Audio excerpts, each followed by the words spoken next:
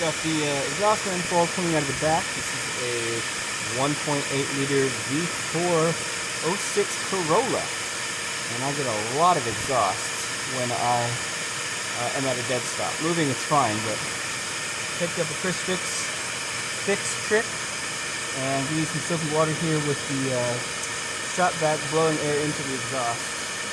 Check this out.